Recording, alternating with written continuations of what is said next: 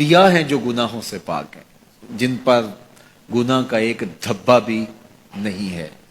باقی گناہ میرے میں بھی ہے، گناہ آپ میں بھی ہے، لیکن اگر ہم لوگوں کے گناہ اچھالنا شروع کر دیں گے تو ہمارے بھی گناہ اچھالے جائیں گے۔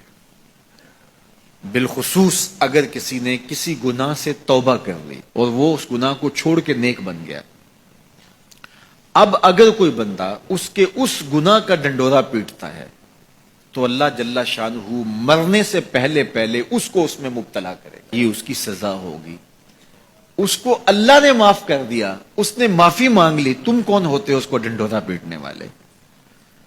تو یہ فتنے، پہلے تو باتیں جو ہے وہ منہ سے ہوتی تھی، اب تو یہ جدید ذرائع ابلاغ ہیں جن میں چیزیں محفوظ ہو جاتی ہیں اور لوگ جب چاہے کسی کی تذلیل کا منصوبہ بنائیں اور اس کو ذلیل کرنے کی کوشش میں لگ جاتے ہیں۔ آئے روز جو ہے وہ ہم ایسے مناظر دیکھتے ہیں، اگرچہ وہ باتیں درست بھی ہوتی ہیں، لیکن جو کسی کے ذاتی معاملات ہوں، یہ بالخصوص سیاستدانوں کے اندر تو یہ بہت سارا ہے، تو باقی دینی طبقات کے اندر بھی ہے لیکن ان میں اور زیادہ ہے۔ تو یہ ایک بہت بڑا فتنہ ہے جس سے اللہ ہمیں محفوظ فرمائے۔ تو حضور نے ارشاد فرمایا، جس نے کسی مومن کی پردہ پوشی کی، کسی مسلمان کی پردہ پوشی کی، اللہ اس کا دنیا میں بھی پردہ رکھے گا، آخرت میں بھی پردہ رکھے گا۔ اور اللہ جل شانہ بندے کی مدد میں ہوتا ہے، بندہ جب تک اپنے بھائی کی مدد میں ہوتا ہے۔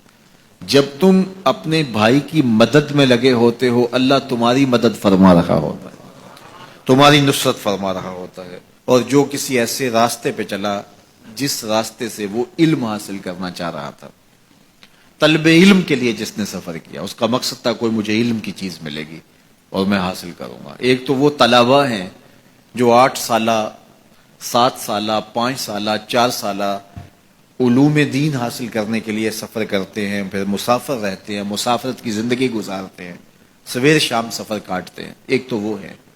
لیکن صرف وہی مراد اس سے نہیں ہے جو حضور علیہ السلام کا ایک فرمان سننے کے لیے بھی چلا۔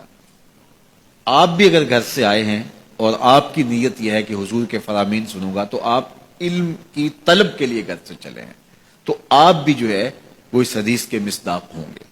ارشاد فرمایا، وَمَنْ سَلَكَ طَرِيقًا يَلْتَمِسُ فِيهِ عِلْمًا، جس نے سفر کیا طلب علم کے لیے، سَهَلَ اللَّهُ لَهُ بِهِ طَرِيقًا إِلَى الْجَنَّةِ، اللہ اس کے لیے جنت کا راستہ آسان فرما دیا، اللہ اس کے لیے جنت کی راہیں آسان کر دی۔ اب صاحبزادوں کے نام، پیرزادوں کے نام، مولوی زادوں کے نام، سردار زادوں کے نام اور بڑے باپ کے بیٹوں کے نام اگلے لفظ اسی حدیث کے، جو عمل میں سست ہوا اس کا نسب اس کو تیز نہیں کرے گا۔ جو عمل میں سست ہوا تو وہ کہے کہ میں فلاں پیر کا بیٹا ہوں، میں فلاں مولوی کا بیٹا ہوں۔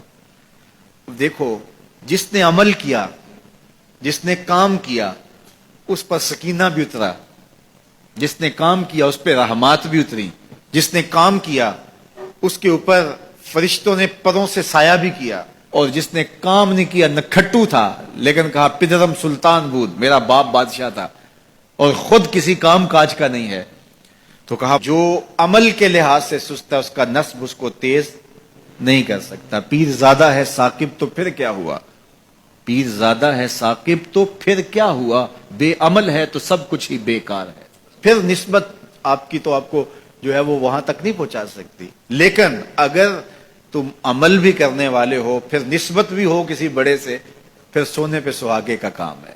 دودھ اندر جے کھانڈ لائیے مزہ ہو جاوے دونا، پھر سونے پہ سہاگا ہے۔ کب؟